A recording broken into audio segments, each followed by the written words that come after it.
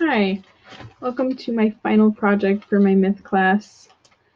And so this final project is supposed to be a multimodal project, and for this I chose a video, and I'm going to be covering the first prompt, which is Joseph Campbell's hero journey monomyth. So the first thing I'm going to be covering is a summary of Campbell's model. So this model consists of It is the story of the rugged individual who realizes his true nature through heroic struggle. So what Campbell created is a master theory, which all myths could be understood. The best way to cover this theory is to read straight out of the book, this little excerpt, and it is Elwood summarizes Campbell's hero with 1,000 faces. So the basic monomyth informs us that the mythological hero, setting out from an everyday home, is lured or is carried away or proceeds to the threshold of adventure. He defeats a shadowy presence that guards the gateway, enters a dark passageway or even death, meets many unfamiliar forces, some of which give him threatening tests, some of which offer magical aid. At the climax of the quest, he undergoes a supreme ordeal and gains his reward, sacred marriage or sexual union, with the goddess of the world. Reconciliation with the Father, his own divinization, or a mighty gift to bring back to the world.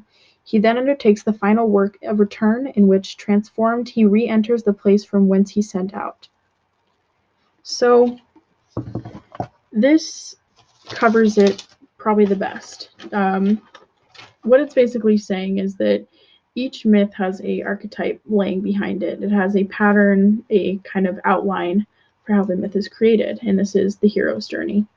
So a hero sets out on an adventure, goes through trials and tribulations to seek a reward, has an ordeal, and then finally returns home. So the first question to cover is show how the media, how the modal can be applied to at least one story from the textbook. So for this, I chose The Waters of Eternal Life, and this is a story about Alexander the Great. So in this story, Alexander is in search of eternal life, found beyond the mountain of darkness. So this part of the story, his search for eternal life, is the call to adventure. He wants, because of his prophecy saying that he is going to die early, he wants to live an eternal life because he's already done the adventuring aspect, which was also prophesized at birth, but now he wants to gain to be immortal. So one of the first things that happens is he meets many unfamiliar forces, some of which give him threatening tests, some of which offer magical aid. So after he crosses the mountains of darkness, he comes upon Asmodeus' palace. So he is the king of demons. So Asmodeus at first wants to kill him and gives him 2 death penalties. But after learning who he is, he offers him magical aid, which is help in finding the speaking tree. So even though he cannot tell Alexander exactly where to find all this stuff, he guides him so that Alexander can go and find the water's eternal life. So the next thing that happens is Alexander journeys through dark caves and magical forests. So this certain part of the story relates directly to enters a dark passageway or even death. Let's see. So this part, he journeys through mystical places. He journeys through the cave for 29 days. That's where that connects. And then the next thing is his ordeal. So in the book, straight from the book, I have a quote, and it says, the angel says, "Wait, before you drink those waters, do you not want to know the consequences?" So this is his main ordeal. If he were to drink the waters of eternal life, he would stay immortal, but he would be stuck in the Garden of Eden forever. His other choice is to not drink the waters and not be immortal and continue living out his prophecy of dying young and go back home. So he decides to go back home. So his reward, in the hero's journey, there's always a reward at the end. So his reward is that When he was on the journey, he found the glowing pearl for Asmodeus, the one that he requested. Apparently, when he found the pearl, Asmodeus back at the castle, a glowing pearl appeared on his crown. So when Alexander got back and Asmodeus noticed that he had brought the pearl with him, so he had completed the part of the mission that was important to Asmodeus, he allowed Alexander to keep the pearl. So the pearl, the reward in total of the pearl was that the pearl is to lead him for the rest of his days. The pearl guided him and his men back through the mountains of darkness. So that last part, guiding his men back through the mountains of darkness, that is the return to the ordinary world. So that story, I think, definitely embodies what the hero's journey is. It goes through all the steps of what we're expected to see with that platform. So the next thing that I'm going to be covering is the story from contemporary culture. So what I chose is a movie, and I chose The Lion King. So The Lion King is definitely a hero's journey, and this hero's journey is completed by Simba. So I'm going to go through the steps. So the call to adventure is Scar kills Mufasa and tells Simba to leave the Pride Lands. The refusal of the call is Simba retreats to the desert. Then the Meet the Mentors is Timon and Pumbaa become mentors, showing life in the jungle to Simba. After that is crossing the first threshold. So this crossing is when Simba embraces the Hakuna Matata lifestyle while living with Timon and Pumbaa. After that is allies, tests, and enemies. So for this part, it's where Nala is introduced, and Nala and Simba fall in love, and she becomes an ally. The approach to the innermost cave is Nala encourages Simba to return to the Pride Lands and take the throne from Scar. After that is Simba's ordeal, and it is Simba must choose between saving the kingdom or returning to his new life back with Timon, Pumbaa, and Nala, living the lifestyle of Hakuna Matata. The reward is Mufasa's ghost tells him to return to the Pride Lands. After that is the road back. It's where he returns and faces Scar. And the resurrection is when Simba defeats Scar after learning that Scar had murdered his father, Mufasa. The very end of this is returning back to the ordinary world, and this is Simba reclaims the throne. So again, this story seems to pretty much embody the hero's journey. So Simba sets out on his journey. He faces, again, trials and tribulations, and in the end has a reward of being able to become the throne of the kingdom. So the last thing that I would be covering in terms of stories is the some part of life journey for someone I know. So for this section, I chose to do a story by me. I wasn't quite sure on what I wanted to do this on, but after thinking, I thought about my experience that would pretty directly relate once looking at all the steps. So I chose to include the story of my eating disorder. So when I was about 15 to 16, I struggled with an eating disorder that almost took my life. So let's head through that. So number one, the ordinary world is limited awareness of how sick I was. So, and then the next one is call to adventure. So after a little bit, even though I before didn't really know what I was doing, I thought I was just losing weight, I started getting pains in my chest, and I started feeling really cold, really scary bodily sensations. My mind was going nuts.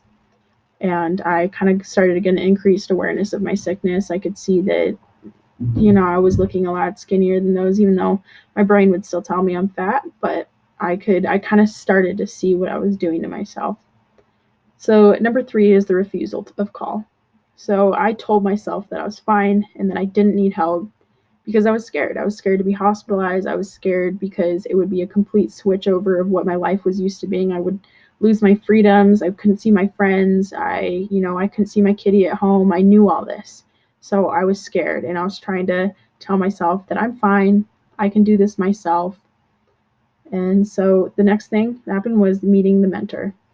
So my mentor for this story was my roommate Cam.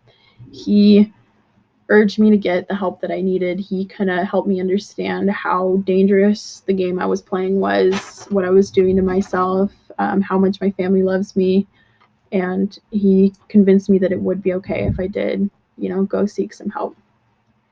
So the next is crossing the threshold. So my threshold in this story was telling my dad. I came to him and I cried to him and I said, I don't want to die. I need him. I'm sick. This is what I've been doing. I need you to take me to the hospital right now. So after that was after that, I was taken to the hospital and they immediately admitted me. So the step 6 is tests, allies, and enemies. So my ally through this was my dad. He stuck next to me consistently. He took off of work and he also worked from home. And he would sleep on the couch right by my hospital bed, and he'd be there day and night. And he really just dropped everything to make sure I was okay. So he was my ally through this, and he kept me on track. He gave me affirmation that it was okay and that he still loved me. My enemy through this was my brain. When you have an eating disorder, your brain kind of it starts to go with it. I mean, the thoughts that your brain is telling you on a daily basis are truly horrific. So my brain was telling me that I should try to find a way out of this. I actually ended up trying to find a way out of it, thankfully with no success.